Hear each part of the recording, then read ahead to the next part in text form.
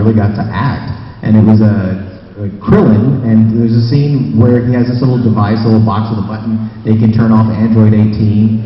And at this point, he's already smitten with this android, right? Well, we have what are called mental lines sometimes, which you don't have to match the mouth flaps, it's on the head, right? And it was like pages of mental lines, and so I didn't have to match any flaps for the first time for a lot. And I was just like, wow, I can really act here. And when I finished that scene, I was like, I know who this guy is. I finally really know who he is. He's just some schmuck who wants to find somebody to live with, you know? And aren't we all, Sonny? Aren't we all schmucks? Oh, I'm not. I don't give a shit. But no, but yeah, but that's who he is. No, but that was my favorite moment because it clicked, and then I think my acting got better to flaps with it too, because I was like, wow, these are real beings that we can, you know, put our personalities into instead of just doing funny voices, you know.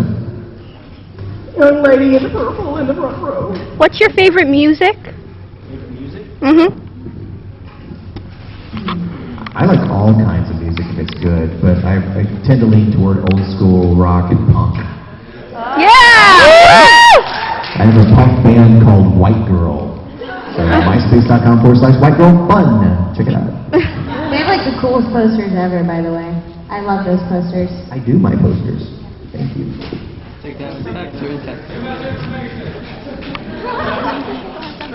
I do my posters, too much information. Don't take that the wrong way. That's good. Yeah. I like all kinds of music. Usually people give me mixes, and then I listen to the mixes because I don't know music. So I have to be taught. Same here, kind of eclectic. I like all kinds of music, and I especially will look at, you know, characters that I'm playing, because I have to do film and TV stuff. So different characters that I play will have different music standards that they listen to, so I will drown myself in that music and then, you know, move on to something else or stay with that, pick stuff that I like. So it all depends on what I'm feeling that day or who I'm gonna be. I think it's pretty common for people in the arts we just like all kinds of art and all kinds of music, you know. I mean, if you're going to be worth your salt in any art form, you have to be open to everything. And as an actor, you have to be into everybody you meet because that's a potential character, you know. You have to have an interest in things. Yeah. Call me the girl in purple. What did I want to be when I was a kid? Seriously, I wanted to be a cartoon voice actor. I wanted to be a comic book artist. And I wanted to be a Muppeteer. So as soon as I land a job with the Muppets, I could just feel myself. I want to be a voice actor. Buy your own Muppets. I want to be a voice actor. I have Muppets. I make my own. Oh, no way! They're my friends. I have my Muppets. You do really? Are you a Puppeteer too? No, I you know, fancy myself, but I have Muppets at home. I need an adult. Yeah, we're going to talk about this later. We're contemplating a pilot. producing a puppet pilot. You know how clowns scare people? Puppets scare me. I don't know why, but I get scared with puppets. You're out. You can't be in our puppet pilot. Well, it might be funny to terrorize.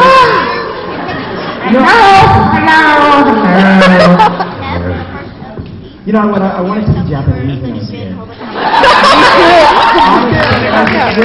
Honest to God, I was like 4 or 5 years old, and I think some documentary was on about Japan. You know, when you're a kid and you're watching stuff, you don't really know the content, and it just looked cool to me. And I thought I wanted to be that. Wow. What did the career guidance counselor say when you said, well, I'd like to really be Japanese? I really want to be Japanese. How do I get into that line of How work? do I get into that? So yeah, so isn't that weird? I don't know, I just wanted to be Japanese. I always wanted to be an actor, but I also, like, as I got older, really wanted to be a British actor. So it's funny you say you wanted to be Japanese, because I really wanted to be British. I did too. And then when Harry Potter came out, I was like, you know what? If I had been British, I could have auditioned for this movie. But you know. You've been a great Hermione. They don't know what they're I sent in missing. a tape, but because I'm from Texas, they You really sent in a tape? I seriously sent in a tape. But they wouldn't, they were like, is she from Canada? I faked an accent. They were gonna look at me if I was from Canada. But because I'm from Texas, I can't fake an accent. Whatever. You do. Harry Potter, you just pulled up that wall. I really thought I was like British from Canada, but they wouldn't, you know, when they found out I was from Texas, they're like, oh, she must be totally like, you know, she uses it. I'm going to bed before either of you get killed or worse, expelled.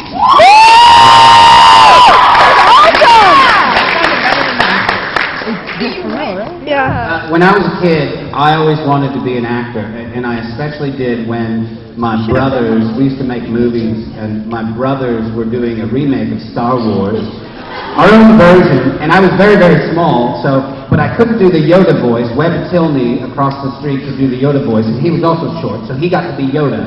So I was a shoo-in for Inside the Cardboard Box as R2-D2. I figured, I can do this. This is mine. They promised it to me. I would get to be R2-D2. And the day of filming came, and they left me at home. And from that moment, I remember I had a camera and I took a picture so I could remember the moment, and I still have the picture. It's just a picture of my front door. It's the saddest picture ever. It's like an open front door with nobody there. I'm going to remember this day forever and show my brothers that I am an actor. And I was 6 or whatever, and so I became an actor. I showed them. I haven't seen everything there, not even on YouTube. Your headshot needs to be just a picture of the Like the sad little door. They made the head Webb Tilney play both. I'm like, great, double cast. It's gonna be a lifetime. It's gonna be a lifetime movie. The boy behind the door. The story of Chuck Miller. Left behind too.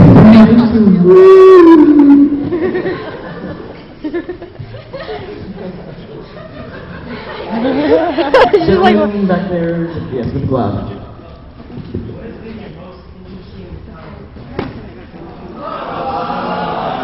Touching the eye. The eye is definitely, never touched anyone's eye.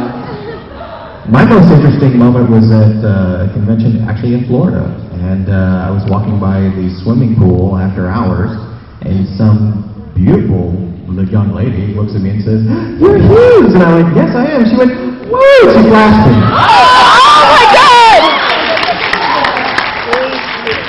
And they say there are no perks to this job, but that was the most interesting encounter. I do not condone that behavior as a father of five. I do, as a father as well. Well, I have a pity stalker.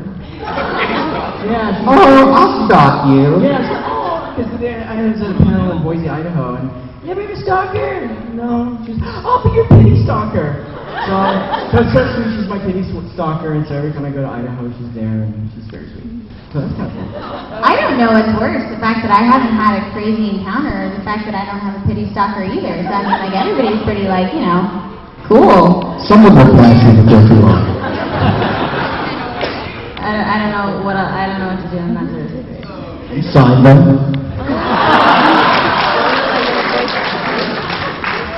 Or you put them on the altar.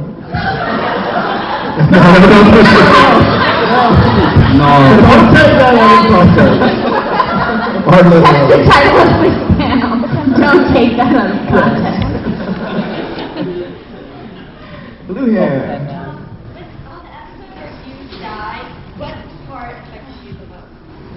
The lack of pay.